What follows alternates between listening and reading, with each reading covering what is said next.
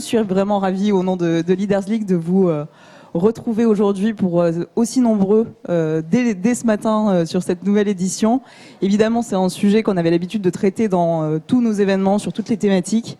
Et on s'est dit qu'il était vraiment important de créer un événement dédié pour parler de tous les sujets qui touchent à la transformation durable. Alors, pour cette toute première table ronde de la journée, donc d'une part, je suis extrêmement bien entourée, et puis on va toucher à un sujet pour lequel on aurait pu penser il y a quelques années que finalement finance et transformation durable ne faisaient pas forcément bon ménage. On a eu tort en tout cas. Donc pour ce premier thème, finance positive et green finance, les instruments financiers font la révolution, donc tout en programme. On va voir si on va faire la révolution à la fin de cette séance. J'ai le plaisir donc d'être accompagnée donc de ces 4 personnes qui sont extrêmement spécialisées, qui ont des expertises, des expériences nombreuses en la matière. On va pouvoir débattre de tous les sujets qui touchent à la finance durable. Je vais vous laisser vous présenter en commençant par Jean-Jacques. Vous voulez vous présenter, madame? Vous êtes sûr? Parce que maintenant, je suis... Attention. J'ai commencé, donc vous pouvez y aller. Je dis madame, ça fait bien. Jean-Jacques Morin, je travaille chez Accor Hotel. Je suis le deputy CEO et je suis notamment en charge de la finance. Brice Javot, bonjour à toutes et à tous. Je travaille chez KPMG au sein du département Sustainability et Finances durables. Fanny Picard, j'ai créé Alter Equity, qui a été la première société de gestion en France et en Europe à soutenir l'idée de l'impact et de la transition par la finance, mais on y reviendra peut-être un petit peu plus en détail. Bonjour, je suis Alain Chibozo, je suis l'économiste en chef à la Banque Ouest Africaine de Développement. Et il se trouve que je m'occupe aussi des relations investisseurs parce que la Banque Ouest Africaine de Développement émet en fait du papier, comme on dit. Merci beaucoup à tous les 4 d'être parmi nous ce matin. Je vous propose d'attaquer directement dans le vif du sujet. On parlait de révolution. Alors, est-ce que vraiment on peut faire une révolution de transformation durable avec des instruments financiers? Qui se lance? Allez, oui. Allez. Alors, je vous avais promis que je décrirais un petit peu plus. Je pense que ce que nous avons créé avec Alter Equity répond exactement positivement à la question. Qu'est-ce que nous faisons exactement? Nous investissons dans des entreprises qui ne sont pas cotées en bourse et dont l'activité est utile à la société, en étant utile aux personnes, d'une part, ou à l'environnement, d'autre part. Ce sont des activités qui recoupent les objectifs du développement durable. Est-ce que quelqu'un ne connaît pas les objectifs du développement durable? Voilà. Et donc, quand même un petit peu plus en détail, en matière d'activité à impact positif sur les personnes, nous nous intéressons aux questions d'éducation, d'accès à l'emploi, d'intégration dans la société, de consommation durable, de bien-être et de santé, et de transition vers une société plus durable. Et là, en fait, les activités concernées, c'est par exemple la finance durable. Et puis, dans les activités à impact positif pour l'environnement, eh bien, ce sont tous les métiers utiles à l'environnement et concrètement pour nous qui répondent à ce qui nous semble être les grands enjeux environnementaux contemporains, dérèglement climatique, épuisement de la biodiversité, épuisement des ressources, qualité de l'eau, de l'air, des sols, accès à l'eau. Donc, premier niveau de conditions pour investir au capital d'une entreprise, que son activité soit utile à la société de la manière que je viens de définir. Ce qui est très important ici, c'est l'idée d'impact positif. On parle d'impact. Chez nous, l'impact, c'est pas l'impact, c'est l'impact positif. C'est-à-dire le fait que, par son activité, l'entreprise soit utile, mais que les externalités négatives associées à cette activité soient moins importantes que le bénéfice qu'elle apporte à la société. Et c'est parce que l'impact est positif que l'entreprise contribue à une transition d'un point de vue social ou environnemental, ou les deux, et permet un monde meilleur demain. Deuxième niveau de condition, c'est pratique de gestion. Pour que nous investissions au capital d'une entreprise, il faut qu'elle s'engage dans un plan d'action en termes de responsabilité sociale et environnementale, de 10 à 15 critères qui va vraiment transformer les pratiques de gestion de l'entreprise. Donc, si vous installez des panneaux photovoltaïques qui sont utiles à la transition énergétique, c'est très bien. Mais si vous maltraitez vos salariés, que vous polluez énormément par ailleurs, eh bien non, ça n'est pas vertueux. Et donc, ça nous poserait, nous, un problème en tant qu'investisseurs à impact. et le tout en recherchant un rendement financier attractif pour nos souscripteurs.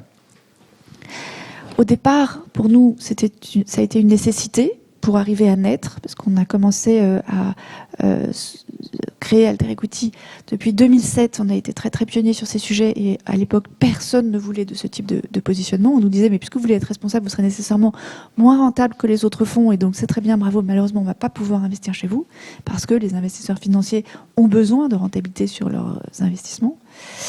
Et progressivement, on s'est rendu compte que c'était probablement une des plus grandes utilités de notre dispositif que de contribuer à notre mesure à démontrer justement qu'il est possible d'être à la fois rentable et responsable et qu'il faut arrêter d'opposer les deux.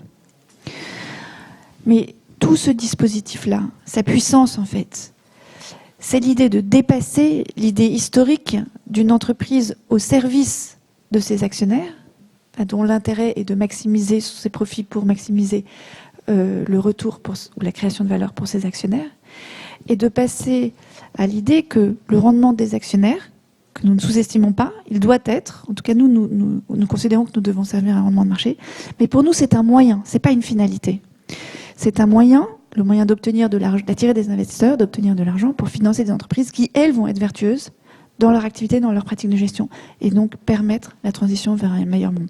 Et donc, oui, la finance peut permettre une révolution, peut permettre une transition, mais elle doit être très rigoureuse. Vous voyez que j'ai été dans les détails et j'en suis désolée, mais en fait, si on n'y va pas, on reste à la surface, et si on reste à la surface, ça n'est pas suffisant pour engager les transitions dont on a besoin, et que vous connaissez tous, si vous êtes venus ce matin. On voit le danger populiste émerger dans tous les pays qui nous entourent et chez nous également. On voit avec la crise ukrainienne, évidemment je raccourcis énormément, mais quand il n'y a pas de contre-pouvoir dans un pays, c'est-à-dire quand on n'est pas dans un pays démocratique, eh bien ça conduit toujours au désastre. Et c'est un désastre qui touche toujours en premier les plus fragiles. Donc la montée du populisme, en tout cas moi, je fais partie des gens à qui ça fait extrêmement peur. Et cette montée des populismes, c'est le résultat d'une souffrance sociale qui est majeure dans nos pays. Et il faut trouver des solutions. Et puis, évidemment, le dérèglement climatique, qui, à force de ne pas s'en occuper ou pas s'en occuper au point où il faudrait s'en occuper, devient absolument dramatique. Aujourd'hui, les calculs montrent qu'il faudrait diminuer, de toute façon, les engagements de la France aujourd'hui, compte tenu du paquet européen, de diminuer les émissions de 55% à horizon 2030 par comparaison à 1990, ça nous conduit théoriquement à une baisse de 5% par an de nos émissions de gaz à effet de serre. En 2020, Covid, partout dans le monde, la baisse des émissions de gaz à effet de serre, c'est 6%. Ça vous donne une mesure de l'effort à consacrer pour être au rendez-vous de ces moins 55% qui ont vocation à rester dans les purs désaccords de Paris. Ils sont colossaux. Aujourd'hui, on ne les fait pas. C'est inquiétant et il faut que nous tous, en tant que consommateurs, en tant qu'épargnants, en tant qu'émetteurs, en tant qu'entreprise et en tant que financiers, qui avons un effet de levier colossal sur les entreprises, et puis en tant que régulateurs, nous nous engagions très très fortement, parce que sinon, on arrivera à des situations catastrophiques. Allez-y Alain, vous avez une expérience différente. Non, en fait pas différente, parce que ce que vient de dire Fanny, l'exigence en fait d'Alter Equity pour investir, l'exigence monte. Bon, tout le monde sait, nous sommes à la Banque Ouest-Africaine de Développement. Nous, notre métier, c'est de trouver des financements pour financer le développement de nos 8 clients. Nos 8 clients, c'est les 8 États de la zone CFA. Donc, Côte d'Ivoire, Sénégal, Mali, Burkina, Bénin, vous connaissez. Bien. En fait, avant, ce qu'on faisait, on émettait des obligations. Et comme on avait besoin d'argent, on n'était pas très regardant. Donc on émettait. Ce qui s'est passé, c'est qu'on s'est rendu compte il y a une dizaine d'années qu'on finissait par lever de l'argent à des taux trop importants. On levait de l'argent à 5 ou 6% et sur des maturités très courtes. Or, nous, nos États, quand on construit un hôpital, quand on construit une autoroute, c'est sur 15 ans, c'est sur 20 ans. Donc ils ont besoin d'argent. Ils ont besoin d'argent de très très longue maturité. Nous, on émettait court, donc ça nous conduisait dans l'urgence à remettre. On avait déjà emprunté au départ cher et on remettait très cher. Résultat, on allait voir nos clients, on leur disait, monsieur le ministre des Finances, voilà, nous on vous prête, il n'y a pas de problème, on va vous prêter à 10%.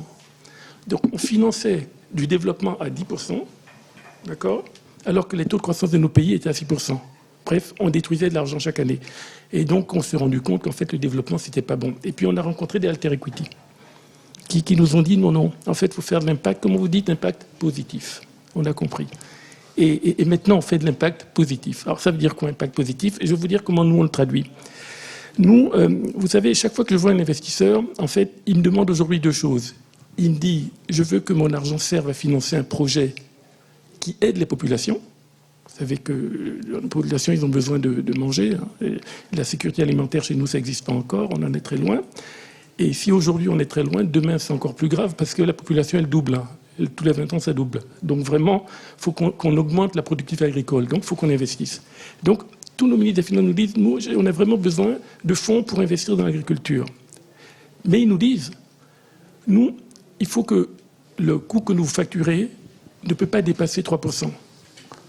Donc moi, quand je dis Alter Equity, mes obligations, je ne peux pas vous payer plus que 3%. Ils me répondent, d'accord pour 3%, mais à condition, et c'est là qu'ils sont exigeants. Et là, les conditions, c'est compliqué. Mais aussi, tiens, on y arrivera. Alors, un exemple, le coupon, par exemple. Souvent, quand ils me demandent un coupon très élevé, je leur dis, voilà ce qu'on va faire. Moi, je m'engage à utiliser l'argent que je récupère sur mes obligations, sur, par exemple, uniquement des hôpitaux.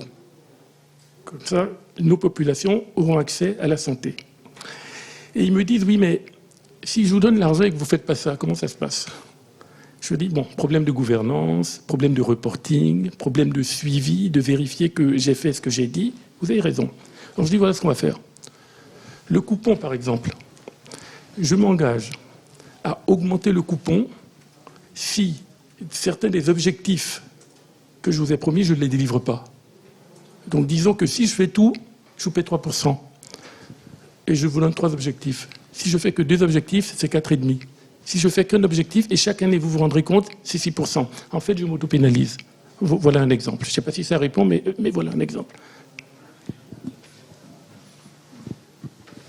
Moi, je me permets de réagir en donnant quelques chiffres et puis pour pouvoir rebondir sur ce que mentionnaient Fanny et Alain. Donc 2007, première obligation verte de la Banque européenne d'investissement. On est vraiment sur un pouillet, mais on se teste, on commence à innover. 2020, en termes d'obligations, on va dire vertes, uniquement, on dépasse 1 000 milliards de dollars en termes d'encours. Et Green Deal européen, on demande pour atteindre la neutralité carbone au niveau européen, mais qui peut être également transposée au niveau des autres régions, plus de 1 000 milliards d'euros à investir au cours des 10 prochaines années vers les secteurs d'activité, les technologies ou encore les entreprises qui vont concourir à cette transition énergétique. Et donc, fondamentalement, les outils de financement durable sont un des moyens, il y a plusieurs moyens, mais sont un des moyens de pouvoir allouer massivement des capitaux vers les entreprises, ou par ruissellement, j'aurais tendance à dire, je choisis peut-être mal le mot en ce moment, au niveau des sous-traitants, des fournisseurs, ou encore des contractants de prêts au niveau des banques de développement. Une fois qu'on a dit ça, il y a plusieurs typologies d'outils de financement qui existent.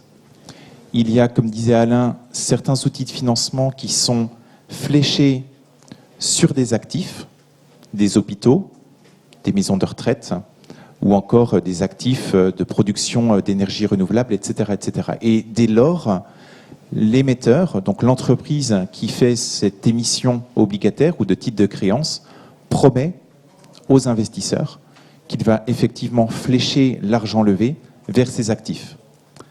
L'investisseur, quand bien même il a une relation de confiance, il demande des preuves, et c'est là où se met en place tout un mécanisme de reporting de ce qui a été effectivement effectué au niveau des fonds levés sur les actifs dédiés. Et dans ce reporting, au-delà du fléchage des fonds levés vers les actifs dédiés, il y a la notion d'impact qui apparaît avec des méthodologies dédiées, que ce soit via l'impact environnemental positif créé ou encore l'impact social créé. Et puis on a vu apparaître d'autres mécanismes de financement. Et là, Alain le disait également, et je pense que Fanny pourra encore plus le développer, ainsi que Jean-Jacques. Des entreprises qui se disent moi, j'ai besoin de lever de la dette, mais par contre, je n'ai pas forcément besoin de financer un ou plusieurs actifs que j'ai sélectionnés parce que j'ai envie de financer le déploiement de ma stratégie. Et ma stratégie, son déploiement, je vais pouvoir le suivre à l'aune d'indicateurs et d'objectifs. Et dès lors, on ne flèche pas les fonds levés sur des actifs dédiés, mais sur la capacité de l'entreprise à tenir ses objectifs, ce qui indexe un pricing sur le taux d'intérêt en termes de ligne de financement ou encore le coupon, si jamais on est dans la contractualisation d'une dette obligataire. Et en fait, on voit de plus en plus d'outils de financement hybrides, soit indexés sur des actifs, soit indexés sur des indicateurs, qui permettent justement d'innover et d'accélérer, si je puis dire, cette transition vers les objectifs que recherchent, que ce soit les États, que ce soit les secteurs ou encore les entreprises. Et à ce titre-là, un élément qui est intéressant à soulever, c'est que avant 2010, lorsqu'on en parlait à des directions financières en charge de la communication financière, des financements, ils disaient oui, bon, ok, c'est un épiphénomène. Maintenant, ces mêmes directions se disent je ne vais pas être en mesure de lever de la dette à juste prix si je n'intègre pas dans ma stratégie de gestion des financements et même certaines entreprises dans ma stratégie de gestion de ma ligne de trésorerie, ces outils de financement durable. Et donc on voit qu'il y a une appétence de la part des investisseurs, une appétence de la part des banques de financement et une appétence de la part des émetteurs. Le tout nécessite de l'attraction et un certain nombre de normalisations, de discussions pour intermédier tout ce monde-là vers des objectifs alignés. Jean-Jacques, est-ce que vous faites la révolution chez Accor ? La révolution, moi je suis financier, donc je ne fais pas beaucoup la révolution, je contrôle les révolutions. En fait, juste pour rebondir sur ce que tous mes collègues ont dit, ce que Brice vient d'écrire, c'est exactement ce qu'on a fait chez Accor, qui est ce qu'on appelle un Sustainability Linked Bond, qui est un financement en fait dont l'indexation du prix est liée à l'indexation de la performance ESG. Mais avant d'entrer là-dedans, je pense que le point qui est le plus important et le message à passer pour moi, c'est que en deçà d'être financier, d'être le CFO, je m'occupe aussi des opérations d'Accor. Et le point le plus important, c'est d'avoir une stratégie ESG et d'avoir en fait finalement des outils financiers qui ne sont que le reflet de cette stratégie. Et c'est vraiment ce que l'on a essayé de faire. Chez Accor, en fait, le ESG, c'est hyper important. Pourquoi ? En fait, Accor, c'est une société qui a une responsabilité sociale importante. On a à peu près 260 000 personnes sous enseigne Accor. Et dans nos métiers, en fait, dans chacun des pays, on représente à peu près 10% de l'emploi. Donc, en fait, gérer les gens, s'occuper du corps social, c'est vraiment le cœur de ce que l'on fait. Et vous le savez pas, il y a 30% des gens qui rentrent chez nous qui n'ont pas, en fait, de diplôme. Donc, il y a un rôle d'ascenseur social qui est très important et qui existe depuis des années. À ça, c'est rajouter le fait que, malheureusement, on a aussi une empreinte carbone qui n'est pas très jolie. On contribue à 8% des effets de gaz de serre, hein, donc en fait un chiffre très important et qui est lié en fait à l'activité qu'on a. Enfin, il y a des chiffres qui sont horribles. Par exemple, dans nos cuisines, 30% de ce que l'on produit est jeté, ce qui est un chiffre horrible. Et au regard de ce que Alain vient de dire sur le fait que tout le monde ne mange pas à sa faim à travers le monde, donc on est évidemment hyper conscient de ça. Ce qui fait que sur les 10 dernières années, on a eu des stratégies qu'on a communiquées chaque année, donc une qui s'appelle Planète 21, qui nous a permis d'être dans le CAC 40 ESG, d'être dans tous les ratings qui existent et qui aujourd'hui ont beaucoup plus d'importance, mais qui existent depuis maintenant plusieurs années, hein, que ce soit Stability Index, que ce soit MSCI. On a toujours été très très bien notés. Mais ce qui est clair, c'est que ce que l'on faisait est totalement insuffisant par rapport à ce qu'on doit faire.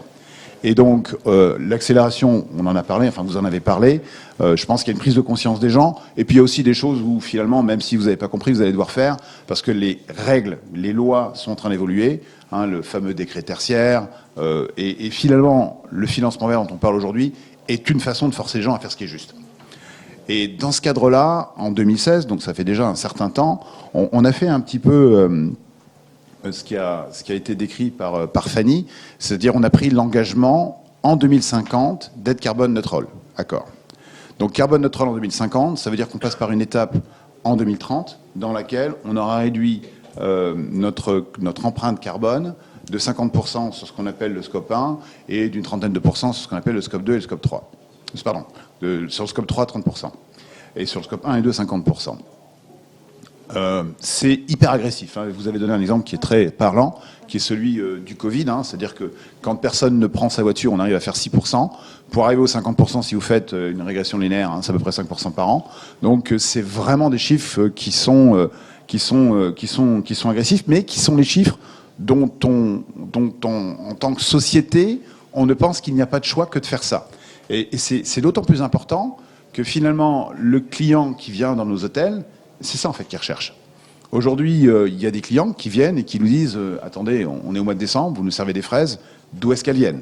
Donc évidemment, c'est pas le client standard, hein, mais il y a quand même des gens qui commencent à raisonner comme ça. Et donc, indépendamment de l'aspect purement ESG, et si on en revient à ce par quoi Fanny avait commencé, qui est aussi le profit de la société, il y a un business model qui a besoin de se réinventer.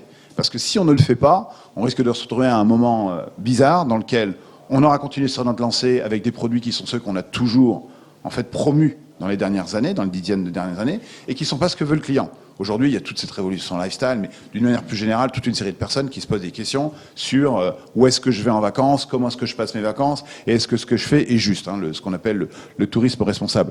Donc, en fait, le financement, c'est la petite lucarne pour regarder un problème qui est beaucoup, beaucoup plus vaste. Et je pourrais en parler pendant des heures, mais je ne suis pas certain que je vais enthousiasmer les foules. Donc, ce que l'on a fait, quand on a fait ce financement, on a dit, en 2016, on a pris un engagement. Cet engagement, il est fort. Eh ben, on va demander aux banques de nous financer sur la base de cet engagement. Et si, en fait, on ne respecte pas notre engagement, c'est-à-dire si on n'est pas capable de réduire notre empreinte carbone de 5% par an, eh ben, on paiera, en fait, un coût additionnel. Et le coût additionnel, c'est grosso modo sur l'emprunt qu'on a fait, à peu près une quinzaine de points de base supplémentaires de charges d'intérêt. Donc l'emprunt est sur 7 ans. En 2025, il y aura une mesure qui sera faite. En 2025, donc une agence externe, et il y en a un certain nombre qui savent faire, mesureront si oui ou non on a dit ce qu'on faisait, et si on n'a pas fait ce qu'on faisait, ben on aura une punition. Et donc on est rentré dans ce que j'appelle du punitif, mais qui probablement est nécessaire, compte tenu des enjeux dont on parle et des masses de personnes qu'on a besoin de déplacer. Donc, en France, on est plutôt d'ailleurs en avance. En Europe, en fait, on est plutôt en avance. Hein. Si vous regardez ce qui se passe dans le reste du monde, il y a beaucoup de gens qui parlent bien, et notamment outre-Atlantique, mais qui par derrière ont beaucoup de mal à passer à quelque chose qui soit plus, je dirais, contraint et coercitif. Et donc, tant mieux pour la France, tant mieux pour les gens qui sont dans cet ensemble. C'est une bataille qui est beaucoup, beaucoup, beaucoup plus vaste et que l'on ne gagnera pas si on reste qu'en France. Donc, il y a toute une série de choses, mais vous le savez, qui sont en train de se mettre en termes de reporting, TCFD, tous ces trucs-là, qui vont dans le bon sens. Et la seule chose que je peux dire, c'est que, et pour terminer avec ce avec quoi j'avais commencé, le plus important, c'est que la stratégie qui est celle de votre entreprise doit être la stratégie que vous appliquez quand vous financez, c'est-à-dire que grosso modo, vous dites ce que vous faites et vous faites ce que vous dites. Et si on fait tout ça, je pense qu'on doit pouvoir y arriver. Bravo. Non, c'est impressionnant. Je sais pas, il faut faire après. Hein. Écoutez, si tous les grands groupes à l'échelle mondiale faisaient ce que vous venez de dire, ce serait assez formidable. Mais franchement, Accor, notre métier, c'est ça en fait. Hein. Notre métier, c'est ça. Hein. Notre métier, c'est, en fait, on fait du social. Vous me posiez la question sur la Russie et qu'est-ce qu'on fait des hôtels. On maintient des hôtels ouverts aujourd'hui. Et il y a des gens dans la presse qui disent, mais attendez, mais qu'est-ce que c'est que ça? Accor, c'est pas pour faire de l'argent. D'abord, on fait pas beaucoup d'argent en Russie, mais ça, c'est pas le sujet. On fait quand même de l'argent, mais c'est pas le sujet. C'est de pouvoir, en fait, offrir un abri aux gens qui veulent se rapatrier et qui, sinon, savent pas où se mettre. Et donc, en fait, en accord avec le gouvernement, on crée ce qu'on appelle des shelters. C'est des endroits dans lesquels les gens peuvent, de façon intermittente, se protéger, ou du moins trouver une maison avant de pouvoir être rapatriés. Et quand on y réfléchit bien, c'est pas si simple que ça. Hein. Donc c'est notre métier, en fait. J'entends ce que vous dites, c'est intéressant parce que chez nous, dans nos régions, en fait, souvent on nous demande mais pourquoi vous faites ça, pourquoi vous faites du social. En fait, dans ESG, chez nous, la composante S sociale est quasiment la plus importante. C'est aujourd'hui, à notre stade de développement, le social est plus urgent que le E et on y arrivera plus vite qu'on ne gérera les problèmes de gouvernance. Donc, il faut le faire. Mais souvent, on nous demande mais pourquoi vous le faites? Mais en fait, on leur dit on le fait parce que si on ne le fait pas, en fait, si on ne fait pas en sorte que nos populations n'ont pas accès à un niveau de vie correct, qu'est-ce qu'elles vont faire? Elles auront le choix, soit se rebeller, soit partir.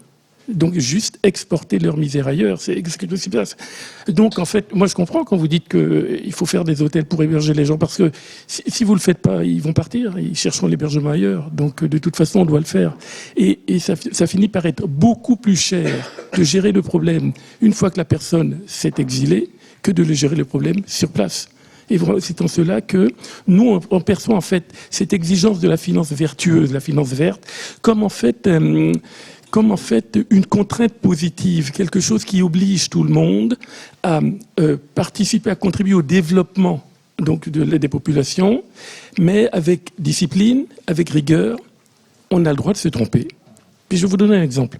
De temps en temps, on se dit, qu'est-ce qui se passe quand vous vous trompez ? Par exemple, vous nous dites, voilà, vous allez utiliser des ressources financières qu'on met à votre disposition pour faire quelque chose, et vous vous rendez compte au bout d'un certain temps que finalement, vous n'y arrivez pas. Le projet sur lequel vous avez misé, c'est pas bon. Eh bien, nous avons même des process pour ça. Nous savons, une fois qu'on a décidé qu'un projet n'est plus éligible, comment sortir ce projet de notre enveloppe, comment sélectionner un autre projet, et comment recharger notre enveloppe de prêt sur un projet qui est éligible. Et en fait, c'est un processus qui est continu. Donc, je pense que cette histoire de la finance green, la finance positive, en fait, c'est quelque chose qui est très important. C'est quelque chose qui va être guider le développement, mais pas seulement de l'Europe, hein, le développement de toutes les régions du monde vers quelque chose, je dirais, de plus positif, de plus pertinent, où il y a moins de gaspillage. Et je crois que c'est là qu'on va être tous bénéficiaires. Et comment faites-vous pour retirer les fonds d'un projet non éligible? Parce que si vous avez prêté, il ne peut pas vous rembourser. Non, mais alors, il ne peut pas nous rembourser. Mais alors, la vraie question, c'est quoi ? Est-ce qu'il faut constater qu'un projet va dans le mur tôt, ou est-ce qu'il faut le laisser aller dans le mur et puis ne le constater que tard?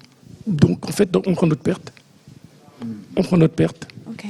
Alors, vous prenez votre perte, mais alors sous votre contrôle, en général, vous déterminez une enveloppe, par exemple 500 millions, 800 millions que je cherche à financer via Green, Social, Sustainability Bond.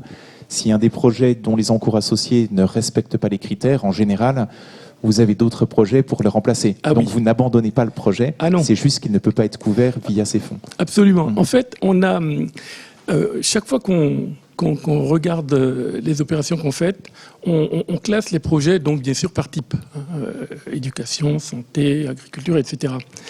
Et tous les projets en fait obéissent à un minimum d'exigences, d'accord ? Je dirais pas que les projets sont interchangeables, mais ils se ressemblent quand même assez. Vous savez, quand vous faites un projet, quand vous financez des abris d'école au Niger ou au Mali, c'est vraiment vraiment interchangeable. Et ce qu'on sait aussi, c'est qu'on ne peut pas tout faire en même temps. Donc, si j'ai un problème sur un projet au Mali, je ferai exactement le même au Niger, je ferai exactement le même au Burkina. J'aurai de l'impact social. Et puis, ça veut dire que si j'ai un problème au Mali, ça veut dire que le Mali prendra 2 ans de retard. Eh bien oui, le Mali prendra 2 ans de retard, mais ça me permettra d'avancer au Burkina. Vous voyez, c'est un peu comme ça qu'on fonctionne. Et bon, et c'est intéressant ce que vous dites, parce que aujourd'hui, vous savez que le Mali, pour des raisons qui vous ont échappé, est aujourd'hui un peu mis en quarantaine. Hein, vous savez. Donc le Mali est fermé, on ne peut plus rien y faire, même Air France ne s'y pose plus. Donc le Mali prend du retard. Donc effectivement, on a arrêté tous nos projets au Mali depuis à peu près 3 mois, depuis le début janvier. On le sait, mais on les a immédiatement remplacés par des projets ailleurs. Et alors, je me permets de rebondir. Il y a 3 choses fondamentales, je trouve, qui ont été mentionnées dans la discussion. La première, c'est le G. On parle beaucoup d'E, on parle beaucoup d'S, et on parle un peu moins du G. Or, la gouvernance, elle est strictement nécessaire pour pouvoir aligner la stratégie d'une entreprise avec sa stratégie de financement. S'il n'y a pas la gouvernance qui permet de mieux choisir l'outil de financement dédié et appuyer, de par l'ensemble des outils de financement en interne, le déploiement de la stratégie, on n'y arrivera à rien.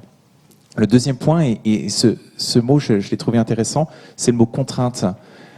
Effectivement, il y a de la contrainte dès lors que l'on a envie de faire de l'impact, dès lors qu'on a envie de démontrer aux investisseurs ce que l'on a cherché à financer en termes de bénéfices sociaux et environnementaux, il y a du reporting, avec de la data qui n'existe de temps en temps pas, de la data jamais, des proxys qui ne sont pas matures ou qui ont un historique de 2 ans. Et il faut arriver à la collecter, il faut arriver à la ficeler. Donc ça, c'est un mécanisme qui est contraignant, sans compter payer KPMG pour le vérifier. Enfin, nous, on prend Price. Et à ce titre-là, il y a pas mal de contraintes. Mais au-delà de ces contraintes, et les banques, les investisseurs qui ont leur propre réglementation, leur propre appétence pour pouvoir justement financer de l'impact, cherche à faire apparaître un petit delta. On peut parler de 15 points de base. Lorsqu'il y aura des taux qui seront relevés, ça irait un peu plus fort. Et puis, plus la mécanique évoluera, plus ce pricing, ce premium, cet ESG, ce greenium, comme on parle pour certains green bonds, va augmenter. Et dès lors, c'est quelque chose qui va devenir réellement intéressant parce que la contrainte, le coût, va devenir une nécessité et finalement va se transformer en quelque chose qui est utile pour la gouvernance. Et ça, c'est le premier point, pour assurer un juste pilotage et alignement par rapport à ces objectifs. Et c'est là où je veux pousser un petit peu plus loin, c'est que, et on en parlait lors de la préparation, maintenant, toutes les banques viennent voir les entreprises, et pas forcément les grandes entreprises. Les ETI, les PME sont concernés, en leur disant « je ne cherche plus à innover, je suis dans une phase d'industrialisation. Voilà toute une panoplie d'indicateurs, voici toute une panoplie de projets, pick and choose, et on va commencer à faire un produit de financement durable. » Et là, il ne faudrait pas diluer, on va dire, tout le bénéfice de ces produits de financement. Et il ne faudrait pas non plus passer dans une phase de financiarisation de ces produits de financement durable en se disant on va commencer à les greffer à des dérivés, des produits structurés, etc. Où finalement on va perdre toute lisibilité et on va perdre la notion d'impact qui est chère à ces produits de financement. Donc on le voit, il y a des chartes, on en discutait il y a 10 minutes avec un autre intervenant qui commence à se mettre en place pour pouvoir être sûr de ne pas verser dans le greenwashing et financiariser l'ensemble de ce système-là. Justement, le greenwashing, on en a quand même beaucoup entendu parler. C'est une tendance qui est jeune, la finance durable. Donc c'est normal qu'il y ait des écueils. La réglementation européenne, elle est très dense. On en parlait juste avant de monter sur scène en la matière. Limite trop dense, puisqu'on a un peu peur de s'y perdre. Il n'y a pas que la réglementation européenne, Alain le soulignait. Il faut aussi savoir jongler entre les différentes réglementations mondiales. Est-ce que c'est finalement suffisamment encadré ? Est-ce que c'est bien que ce soit très encadré, cette finance durable, ou est-ce qu'on va l'éviter, ce greenwashing ? Est-ce qu'on est sorti de cette tendance-là ? Je suis en train d'apprendre la trottinette à ma petite fille et je lui ai dit normalement tu montes dessus et puis essaye, teste. Et ce qui était très intéressant, c'est que plutôt que de monter dessus et puis d'appuyer avec son pied, elle commençait à marcher de part et d'autre de la trottinette. Mais petit à petit, elle a appris par elle-même. Et puis elle a testé et elle a fait plusieurs directions. Et je trouve que c'est mieux de lui avoir montré comment faire en donnant des grands principes, plutôt que de lui avoir dit, tu mets ton pied gauche ici, tu pousses avec ton pied droit et puis tu vas droit devant. Et en fait, je pense que la réglementation, elle est là pour donner des grands principes pour éviter qu'on s'éparpille trop. Mais elle doit laisser une certaine liberté également aux entreprises, en l'occurrence, pour pouvoir trouver les poches d'impact qu'elles souhaitent avoir. Et c'est à ce titre-là où, lorsque l'on regarde les lignes directrices des marchés des capitaux, etc., sur les green bonds, il y a des grands principes en termes de transparence sur le process d'identification des projets, sur la manière de tracer les fonds levés pour éviter qu'ils ne soient alloués à d'autres projets avant leur allocation, sur le reporting, sur la vérification et la légitimisation de ce reporting, mais moins de principes sur quels sont les stricts projets sur lesquels on peut avoir un bénéfice environnemental et social. Alors bien entendu, il y a des taxonomies qui essaient de définir ce qui est très green, ce qui sera très social, mais j'aurais tendance à dire qu'il faut que la réglementation laisse une liberté, que ça soit accord à choisir les projets qui sont à réel impact en lien avec sa stratégie, ses trajectoires et ses alignements avec ses grands principes, au même titre que certaines zones géographiques qui ont des problématiques qui sont différentes de l'Europe, au même titre que des PME qui ont, elles, également des contraintes qu'on n'arrive pas à réaliser lorsqu'on est au niveau réglementaire. Donc c'est très bien pour avoir la voiture balai, c'est très bien pour fixer des principes de transparence et de validation pour éviter les greenwashing. De là à vouloir tout catégoriser, on risque de tuer un peu plus toutes ces initiatives que mettent en place les entreprises. Pardon, allez-y. Non, allez-y, Alain. Juste pour dire, en fait, la question pour moi n'est pas binaire. On a vu ce qu'a donné la finance qui n'était pas régulée. C'était au début des années 2006-2007, vous vous rappelez ? C'était compliqué. Donc pour moi, c'est pas binaire. Il faudra le faire, faut réguler, c'est normal. Est-ce qu'il faut trop réguler ? De toute façon, si on régule trop, on reviendra. Donc les choses vont s'ajuster. Je ne veux pas que vous m'ayez mal compris. Quand je parlais de gouvernance, je ne disais pas ESG, gouvernance, on en parlera à la fin parce que c'est le troisième. Non, c'est pas ce que je disais. Je disais en fait, plus vite on réglera le problème du social. Ça veut dire que quand les gens seront bien logés, auront accès à un travail, auront accès à de l'éducation, quand ils seront développés, leur tolérance à la mauvaise gouvernance va baisser. Pour moi, par exemple, bon, c'est intéressant que vous parliez de ce qui se passe dans l'Est de l'Europe par rapport à ce qui se passe à l'Ouest de l'Europe. Je dirais que la tolérance, en fait, à la mauvaise gouvernance, c'est pas la même à Paris ou ailleurs. Et il y a des raisons. Voilà. Donc, il faut bien commencer par... Ouais, sur ces histoires de règles, hein. Moi je connaissais pas l'histoire de la trottinette, hein. Mais il y a l'équivalent avec, vous savez, la fameuse citation de Mao qui dit que la grande marche, ça commence par un petit pas.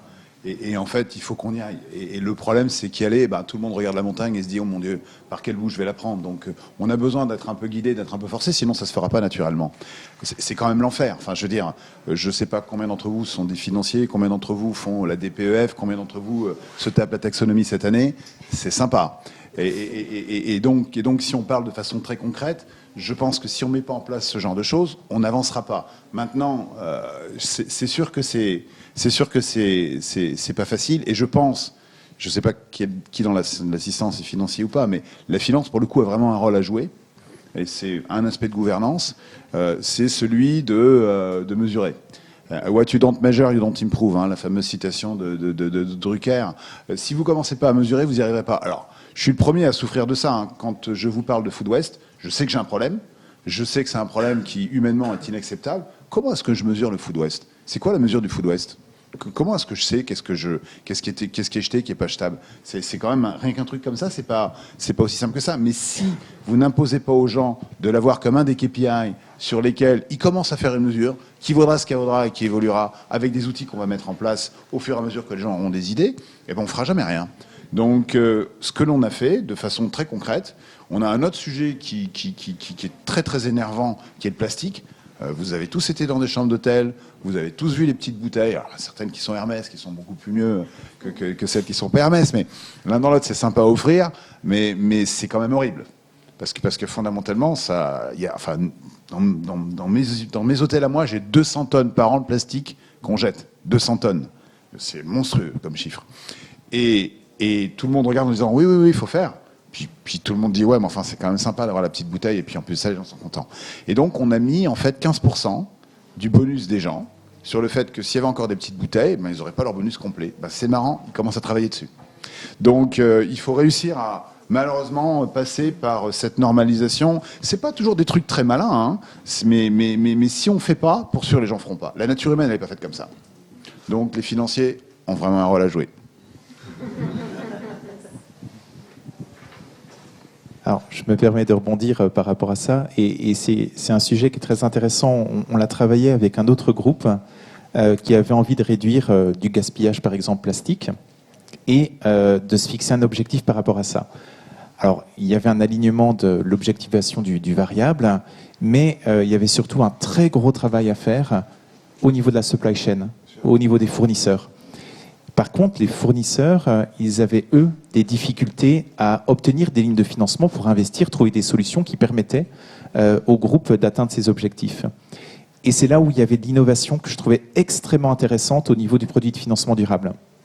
C'est que le groupe, qui n'avait pas de difficulté à lever de la dette, a levé de la dette qui était indexée sur des objectifs. Ces objectifs dépassaient le périmètre des hôtels, si je le transpose, et allait également toucher le périmètre des fournisseurs. Et l'argent qui était gagné par l'entreprise qui a contracté cette dette de par l'atteinte de ses objectifs redescendait au niveau des fournisseurs qui étaient sélectionnés par leurs pratiques responsables sous forme d'avance de trésorerie qui leur permettait d'avoir une meilleure visibilité et d'investir pour pouvoir permettre à l'entreprise première d'atteindre son objectif. Et je trouve que là, on est vraiment dans l'innovation. C'est le financement durable à l'échelle d'une entreprise permet non pas de toucher l'entreprise en elle-même, mais toute sa chaîne de valeur pour pouvoir travailler sur l'atteinte d'un objectif commun. Et on voit de plus en plus d'initiatives qui commencent à se mettre en place au niveau des entreprises. Et effectivement, le nerf de la guerre, celui qui maîtrise l'ensemble de ces éléments, c'est le directeur financier en lien avec le directeur RSE. Mais vous avez raison, hein, Le problème, c'est pas l'entreprise en tant que telle, c'est le procurement. C'est-à-dire, c'est ce que vous achetez et les solutions qui sont proposées. Un truc très bête, hein, on reprend l'exemple du plastique, les bouteilles en plastique. C'est bien de dire qu'on veut plus de bouteilles en plastique, et maintenant on fait comment ? C'est qui les fournisseurs qui donnent des bouteilles qui sont des bouteilles en aluminium ? Ou alors, est-ce que je peux mettre en fait je sais pas comment on appelle ça en français, les water fountains, là, les bouteilles ? Tout le monde ne trouve pas ça, et notamment dans des pays. En Europe, ça va se trouver, mais vous passez dans des pays comme l'Amérique latine, c'est beaucoup plus compliqué à faire. Ça ne veut pas dire que ça se fait pas, mais il n'y a pas de chaîne de distribution, il n'y a pas un Danone local qui fait ça aujourd'hui. Et donc, il y a tout un travail amont à faire, et c'est pour ça que ça prendra du temps. Mais bon, c'est un projet sur plusieurs années. Et du coup, Monsieur Morin, vous pensez qu'il faut rattacher la RSE à la direction financière ? D'abord, tout doit être rattaché à la direction financière. En fait, c'est simple. Mon expérience, ça fait 30 ans que je fais ce truc-là. Chaque fois qu'il y a un truc qui ne marche pas, ça se termine chez moi. Donc, et je ne dis pas que les RSE ne marchent pas. Non, pour répondre de façon plus sérieuse. L'idée de ce qui se passe sur les États filles en ce moment, et donc l'évolution en fait des disclosures qui sont faites à tout le monde, aux actionnaires notamment, c'est de finalement avoir une mesure de ce qui se passe dans une entreprise qui n'est pas uniquement un PNL et un bilan, mais qui est un PNL, un bilan et des indicateurs extra-financiers. Et donc, je ne sais pas si c'est un rattachement de la RSE à la finance, c'est pas comme ça que je regarde, mais il y a certainement des KPI, des mesures de performance de l'entreprise vis-à-vis de ses actionnaires qui seront dans le futur bien plus que financières. Il y a déjà des sociétés qui commencent à faire des bilans et des comptes de résultats, enfin je ne sais pas si vous savez ça, mais qui sont en fait finalement plus IFRS, mais qui sont IFRS plus le coût des choses qui sont liées en fait au sujet climat.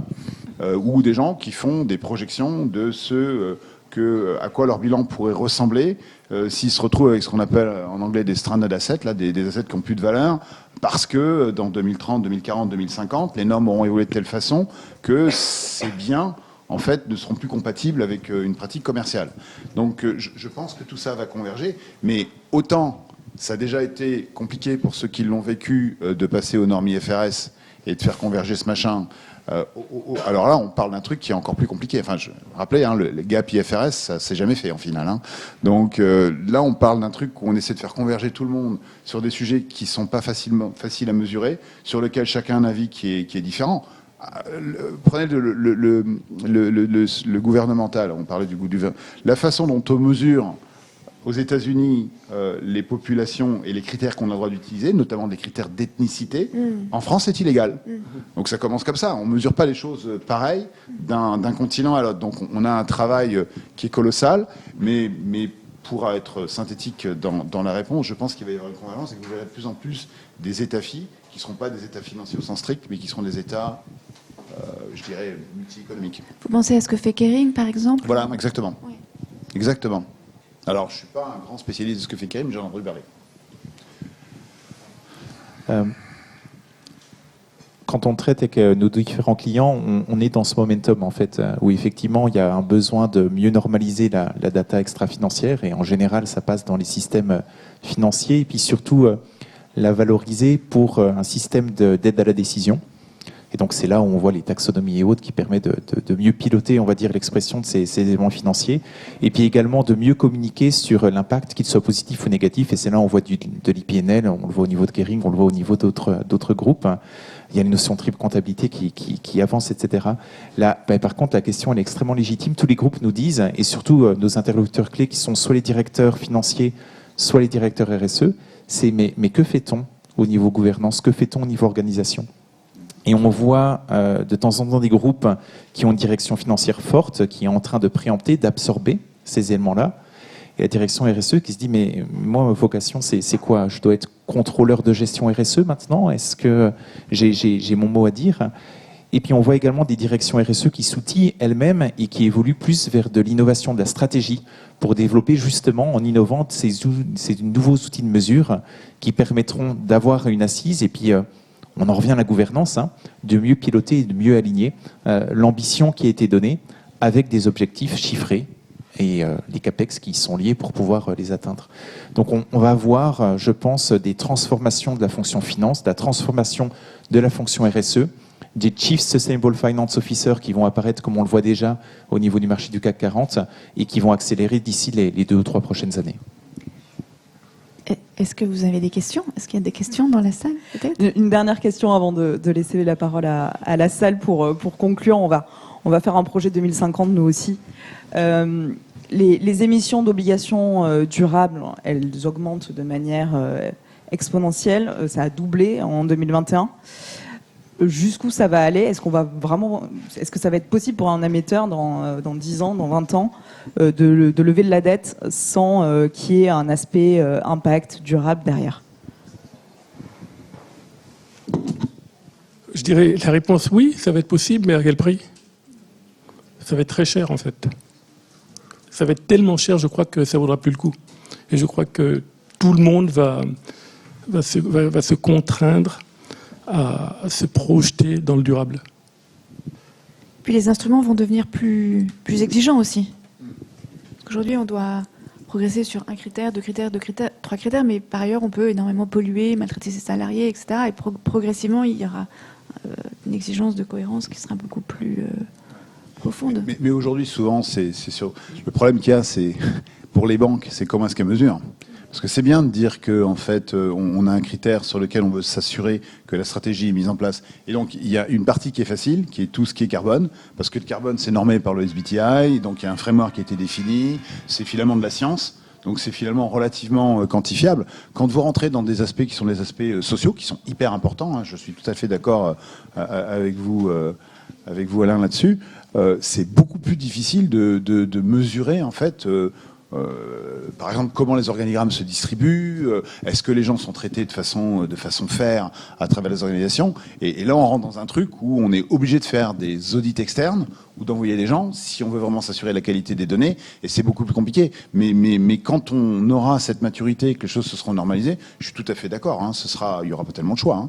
Ça n'ira que dans un seul sens, ça va n'aller que dans un seul sens. Brice, qu'en pensez-vous avant qu'on passe aux questions de la salle? Je suis tout à fait d'accord avec ces éléments. Si je le prends en nombre chinoise, lorsqu'on en parle aux agences de notation financière, du S&P, du Moody's, du Fitch, ils nous disent tous, de toute manière, dans la notation de risque de crédit, j'intègre normalement de l'environnement et du social. Hein. Plus ou moins. Et c'est justement ça. Et on leur dit, mais pourquoi dans ce cas-là, vous créez une notation connexe? Pourquoi vous n'intégrez pas l'ESG complètement dans la notation de risque? Ça va arriver de plus en plus. Et si je le prends en nombre chinoise au niveau des investisseurs, effectivement, outre-Atlantique, il pourrait y avoir un peu de cynisme. Je parle de BlackRock et compagnie. On peut voir un certain nombre d'éléments qui ont été demandés et puis pas forcément appliqués. Mais lorsqu'on parle de finances durables, là où on en parlait avec des fonds niche, ISR, Alter Equity et autres il y a quelques années, maintenant tous les investisseurs sont en train de s'outiller avec des analystes ESG. Et ces analystes ESG montent en compétences et ont besoin de data. Cette data, pas de chance, elle va se normaliser, pas de chance, elle va augmenter. Et puis effectivement, les directions financières vont en faire les frais de par les multiples data complémentaires qui seront mises à disposition. Une fois que je suis un investisseur, une fois que je suis une banque et qu'on me donne de la data, et qu'on me dit qu'a priori, ça me permettra de mieux mesurer les entreprises qui sont en transition, de celles qui ont de l'impact, de celles qu'on voudra exclure, les fameuses stranded assets, à terme, ça veut dire que je vais les utiliser. Et donc, on pourra imaginer à terme voir toute une panoplie d'outils de financement qui intégreront de facto ces éléments, avec les dark green, les dark red pour le social, etc., de celles qui se différencient vraiment par rapport au benchmark et par rapport à l'effet démultiplicateur sur l'atteinte des trajectoires qui auront été fixées par les politiques en matière environnement pour une transition environnementale socialement juste. Merci Brice. Merci beaucoup à tous les quatre. Je me tourne vers vous. Merci pour votre attention. Est-ce que vous avez des questions? Ou est-ce que vous n'êtes pas du tout d'accord avec ce qui vient d'être dit? Vous avez le droit. Pas de questions, pas de remarques? Soyez pas timide. Hein. On est en petit comité, il faut en profiter. Bonjour. Allez-y. Pardon. Excusez-moi parce que j'ai le micro. Donc j'ai pas, pas de questions, je ne suis pas contre non plus. Au contraire, c'est plutôt d'abord pour vous féliciter puis apporter un témoignage positif. Moi, je suis Sabine Guettadeno et je travaille aujourd'hui pour Gessina, mais ça fait une dizaine d'années que je travaille sur des fonctions de développement durable dans des entreprises. Et effectivement, je voudrais juste apporter un témoignage. Je pense que depuis 10 ans, la transformation et le lien entre le financier et l'extra-financier maintenant existe. Il y a 10 ans, on avait plutôt des exigences de transparence plutôt que de performance. On essayait de comprendre de quoi il s'agissait. Je veux juste réagir sur ce que vous disiez, Brice. Les fonctions RSE étaient, à mon sens, d'abord des fonctions de stratégie avant d'être des fonctions de reporting. Donc, c'est pas maintenant qu'est-ce qu'elles vont faire. Elles faisaient de la stratégie et de plus en plus, on nous a amené à faire du reporting, ce qui est d'ailleurs pour moi un vrai questionnement parce que je pense que les acteurs qui sont dans les directions RSE sont des acteurs engagés qui portent des stratégies et on leur demande maintenant de compter, et c'est nécessaire, hein, je suis tout à fait d'accord. C'est un peu démobilisant aussi, donc parce qu'à ISO ressources c'est compliqué, donc ça veut dire que ça pose la question de la bonne affectation des ressources, et peut-être qu'effectivement ça passera par la direction financière, la partie reporting, parce que dorénavant ce sont des éléments d'évaluation des entreprises, et que la partie RSE restera peut-être plus en effet stratégique. Enfin, je pense que ça fait partie des points. En tout cas, petit témoignage, nous chez Gecina, aujourd'hui, sans rentrer dans les détails, mais on a un lien extrêmement fort entre le financier et l'extra-financier. Aujourd'hui, c'est 85% de notre financement qui est vert. C'est-à-dire qu'on a 100% de notre dette obligataire qui est verte et sur un schéma avec un framework dynamique. Donc, c'est-à-dire qu'on a considéré qu'on ne pouvait pas définir un financement sur des critères verts qui soient fixes dans le temps, mais qui évoluent en fonction de nos propres exigences. Et en l'occurrence, la recherche de neutralité carbone en exploitation pour 2030. Donc, c'est un enjeu qui est un vrai défi à relever. Et puis, comme témoignait Jean-Jacques Morin, sur la partie aussi dette bancaire, on a aujourd'hui 65% de notre dette bancaire qui est verte. Pourquoi je dis ça? Parce que c'est aussi pour expliquer que quand on parle de ces sujets de bas carbone, de transformation, bien souvent, en tout cas dans les métiers comme les qui sont des métiers de l'immobilier, on pense technique, d'abord technique, on va se retourner vers les directions techniques en disant bah alors, tu vas le faire comment ton bâtiment, tu vas chercher quels matériaux, etc. Et c'est juste pour dire oui, on a besoin de la réponse technique, mais pas que. Et ce qui fait que ça embarque, c'est que quand on arrive à embarquer aussi l'ensemble des métiers, parce que la finance joue un rôle clé, et à partir du moment où on arrive à faire ce lien entre le financier et l'extra-financier, on transforme en profondeur l'entreprise. Le juridique, le contractuel, les logiques d'incentive que vous évoquez dans vos contrats sont innovées contractuellement, va permettre aussi de basculer. Voilà, donc je pense qu'on est effectivement en train de créer des nouveaux modèles, et je voulais juste appuyer ce que vos témoignages par le mien. Merci beaucoup. Monsieur ? Une question pour monsieur Brice Javot. Votre fille est droitière ou gauchère? Parce que si elle est droitière, elle pousse du pied gauche. Je ne suis pas financier, vous l'aurez compris. Non, c'est une très bonne question. Non, à mon grand regret, elle est droitière et je me dis peut-être que le lobe qui aurait été activé si elle était gauchère lui aurait permis de trouver l'équilibre. Mais par contre, je me permets de rebondir et je trouve extrêmement intéressant la remarque de Gecina. Il y a deux aspects. Un premier aspect, c'est les directions RSE en général sont un peu moins outillées que les directions financières. Ça, c'est une réalité.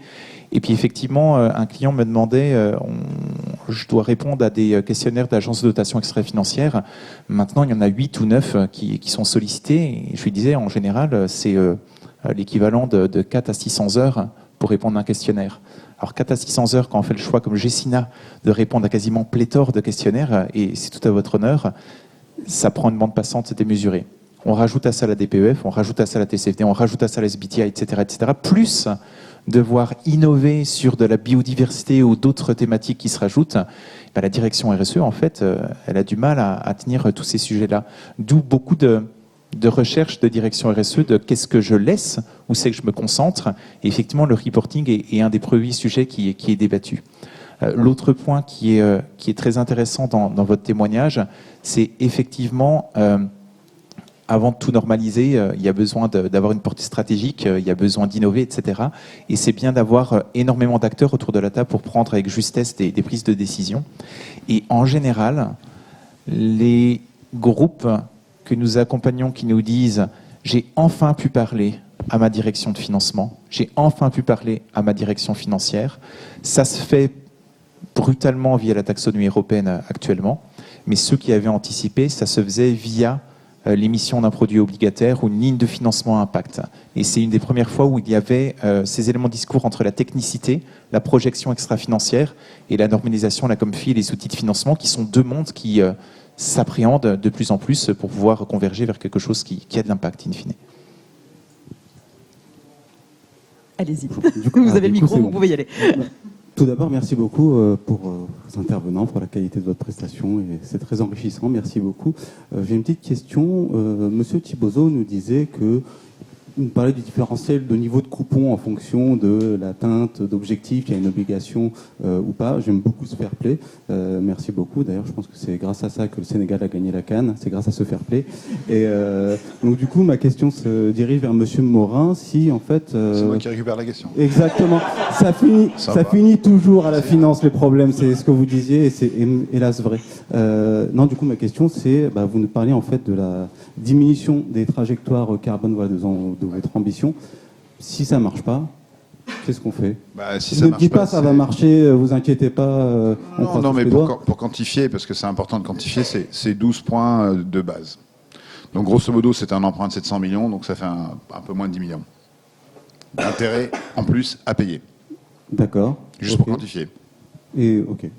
Donc, et je pense que ce qui va se passer, c'est que finalement, c'est un chiffre, mais je pense que ce chiffre, quand vous allez en fait avancer dans le temps, ce sera des montants qui seront beaucoup plus importants que ça.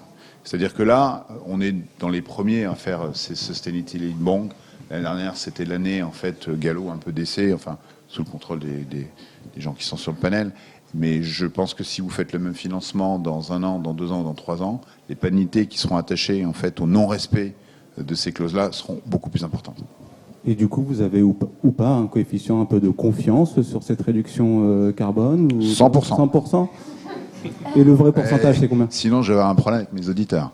Non, le vrai pourcentage, non, on a un plan c'est notre plan depuis 2016. Hein. Donc, c'est un plan sur lequel on travaille depuis 2016. Donc oui, on est confiant. Ok, merci beaucoup. C'est ma réponse. Merci beaucoup. Merci beaucoup. Merci à tous. Merci à tous les 4 d'avoir été parmi nous. Je vous propose de les applaudir pour les remercier.